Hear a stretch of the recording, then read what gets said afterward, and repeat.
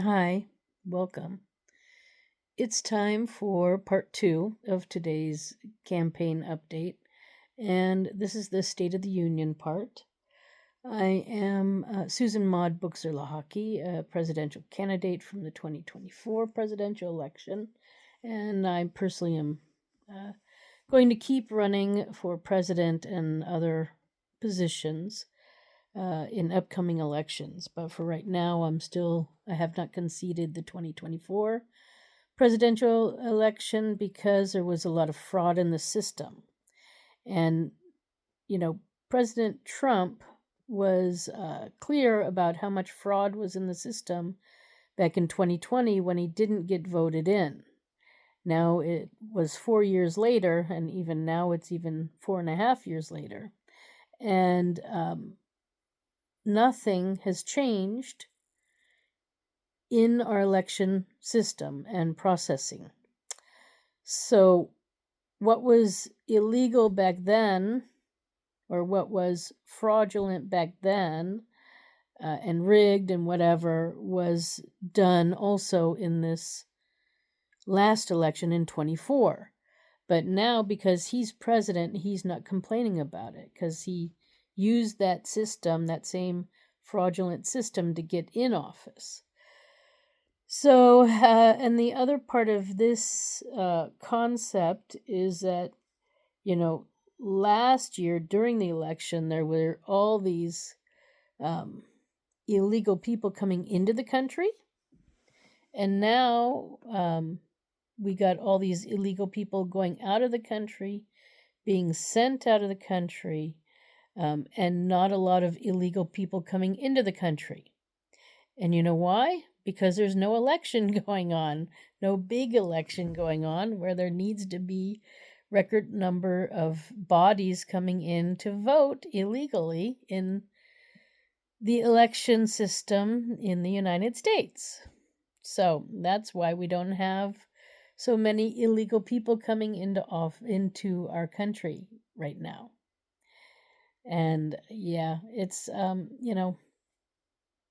mind-boggling how this is all working and what they're getting away with, the Democrats and Republicans. So that is why I have removed myself from both organizations.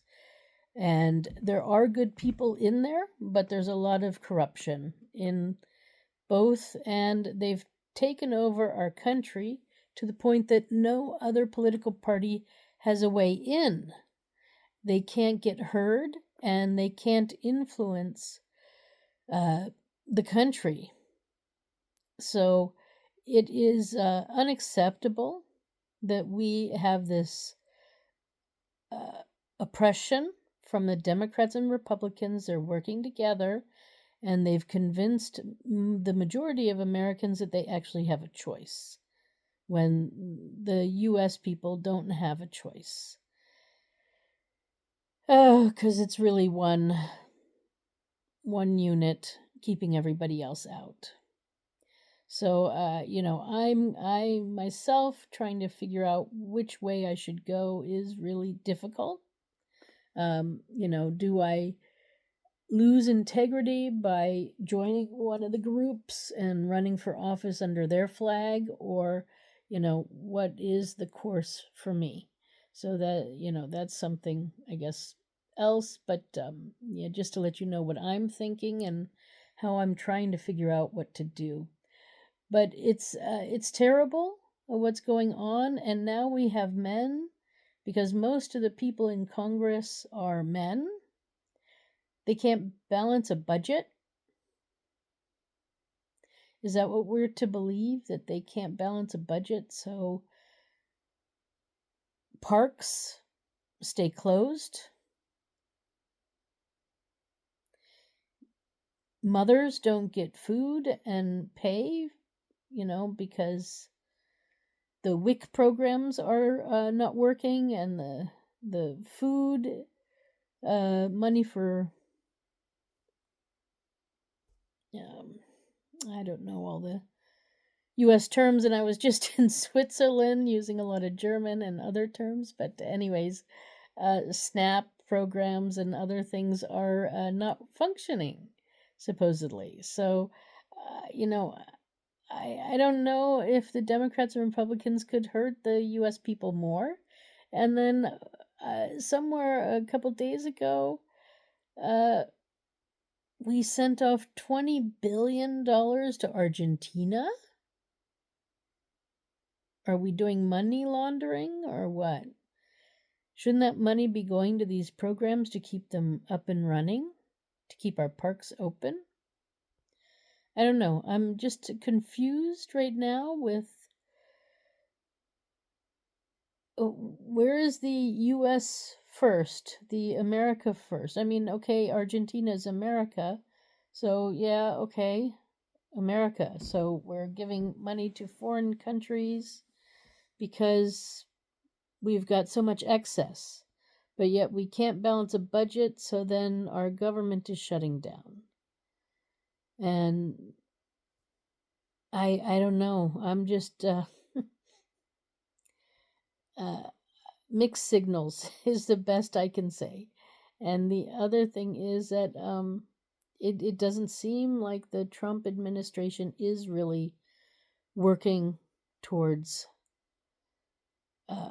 working for all U.S. citizens. I don't think he's putting U.S. first. I think he's obsessed with this concept of bringing peace at the expense of the U.S. people, like always. And we are not here to get him that Nobel Prize. He has to earn it on his own. What he needs to do is get the prize of respect from the U.S. people. And that I don't think he's getting anymore.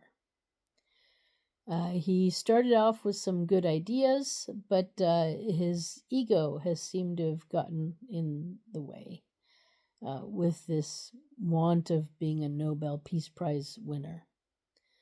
I mean, it is impressive. He seems to have negotiated a peaceful exchange of hostages and ceasefire. And I'll talk about this more in the next video about the world. But yeah, I think he's lost his focus on the U.S. people. And this is not acceptable.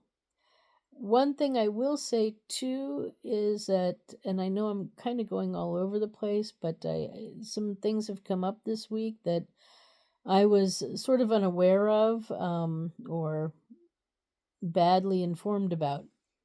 And one of them is that he wants to end dual citizenship. And at first I thought, no way, Jose. And I said, no, I personally worked hard to get my citizenship in Switzerland, and I will not give it up unless I have a good promise of something better.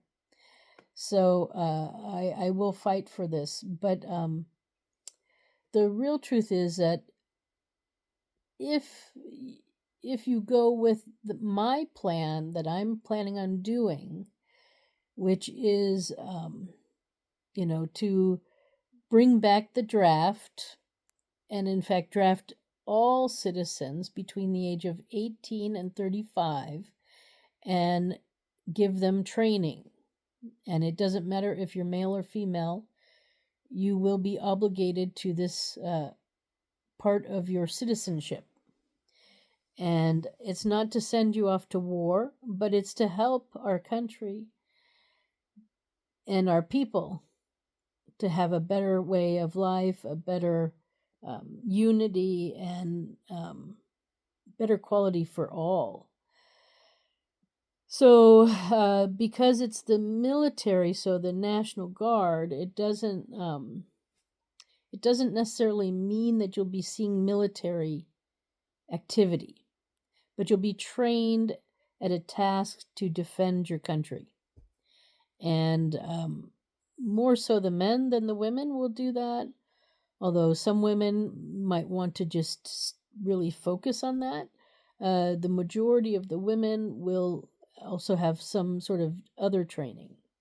And when you do that, when you have a draft, then oftentimes you do have to restrict citizenships, especially to certain hostile lands. But I don't know, our other lands really that hostile, or is it something we're led to believe via propaganda? So what I would suggest is that maybe, like what I've experienced in Switzerland, I had to write specifically to let them know that I've changed my residency to the USA right now. So Switzerland knows that I'm really in the US and that this is my home right now. And in the US, we don't really have to do that. We don't have to really name where we're living. The government does not have that interest. So we could do one of two things: ask that of our citizens, that if they're living abroad, that they let us know specifically that they're living abroad and where, and that their main residence is outside of the country, and make it official. Or we can also, if they're living in the country and they have dual or even triple citizenship, we can ask them to sign a paper that says that they are officially declaring the citizenship, or maybe they put their citizenship in an order. I am U.S. citizen first. I am Swiss citizen second. I am Chinese citizen third, something like that. And then they sign it. That could also be, so that everybody's clear about which direction their loyalties go.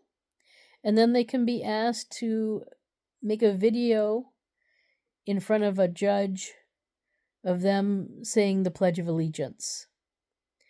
And then we have real proof that they are real citizens with real intent to be good U.S. citizens. These are things that we could do.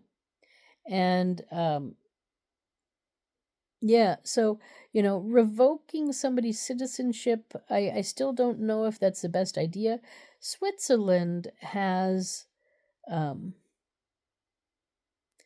military that is mandatory, and or you can go into civil service.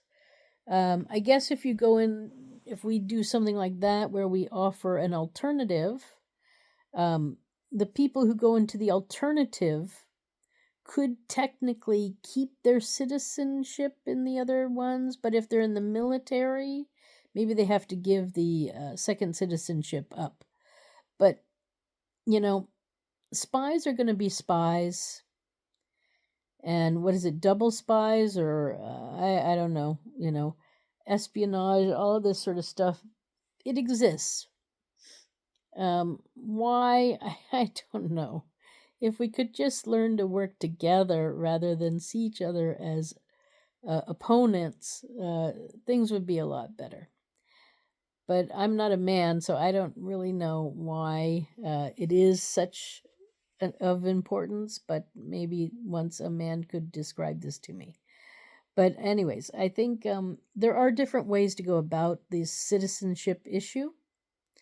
And again, it's something that might need to go to the public and have them vote on it. As you know, I want to give direct democracy so that everybody's voice can be heard.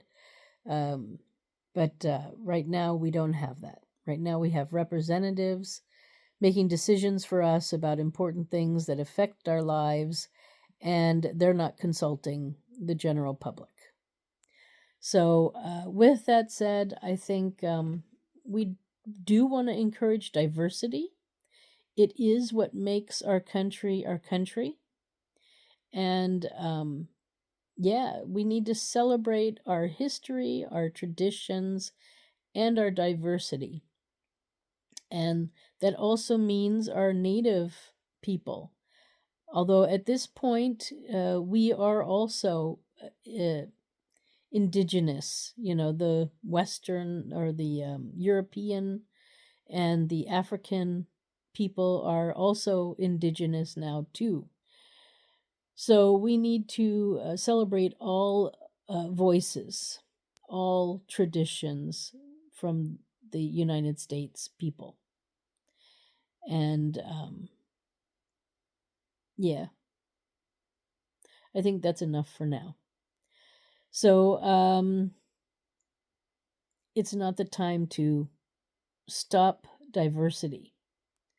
And this is what I'm feeling President Trump is trying to do with some of his policies. He's trying to reverse us back to a Christian, uh, some kind of Christian nation that he believes that we once were back in the time of our creation. So anyway, this is for some other. I have another one that I have to put out anyways tomorrow. So maybe I'll continue this concept there, but for right now, that's all I have to say about the state of our union. I am very concerned with not balancing the budget, so I don't know what's going to happen. But anyway, time will tell, right? Thank you for stopping by. This is the end of part 2. My name is Susan Maud Buchser-Lochocki. Find out more about me on many different channels out there. And I'm Susan4USA.com. That's my website. So Susan, the number 4, USA.com. And that's about it for now. Have a good day. Bye.